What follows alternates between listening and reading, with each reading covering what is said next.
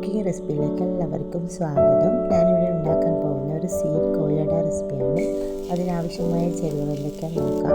2 cup തേങ്ങ ചിരവിയതും, അതുപോലെ കുറച്ച് ഏലക്കായ്, 1/2 kg കടലപ്പരിപ്പ്, ഇതൊക്കെ ഇട്ട് നല്ലവണ്ണം ഒന്ന് എണ്ണയിലിട്ട് നല്ലവണ്ണം ഒന്ന് വറുത്തെടുക്കുക.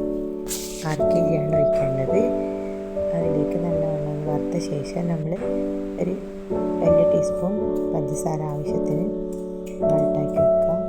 ഒരു പാത്രത്തിലിട്ടിട്ട് നല്ലവണ്ണം ഒന്ന് മെൽട്ടായ ശേഷം ഈ വറുത്ത് കോരി വെച്ച തേങ്ങയൊക്കെ അതിലേക്ക് ഒന്നും കൂടി ജസ്റ്റ് ഒന്ന് ഇളക്കി യോജിപ്പിച്ച ശേഷം അതൊന്ന് മിക്സിയിലിട്ട് പൊടിച്ച് വെക്കുക. ഇതാണ് നമ്മുടെ ഫില്ലിങ്. ഇനി വേണ്ടത് നമ്മൾ മൈദ ആവശ്യത്തിന് 2 കപ്പ് എടുക്കുക.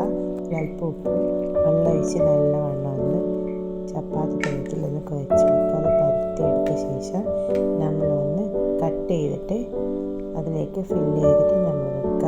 ഇതാണ് കോഴിയട സ്വീറ്റുമായിട്ടുള്ളത്. അത് നമ്മൾ ഒരു കടായി വെച്ചിട്ട് എണ്ണ ഒഴിച്ചിട്ട് അതിൽ ചൂടായ ശേഷം അതിലേക്ക് ഇട്ടിട്ട് നമ്മൾ വറുത്ത് കോരിയെടുക്കുക. നിങ്ങൾക്ക് ഇഷ്ടപ്പെട്ടിട്ടുണ്ടെങ്കിൽ ലൈക്ക്, കമൻറ്റ്, ഷെയർ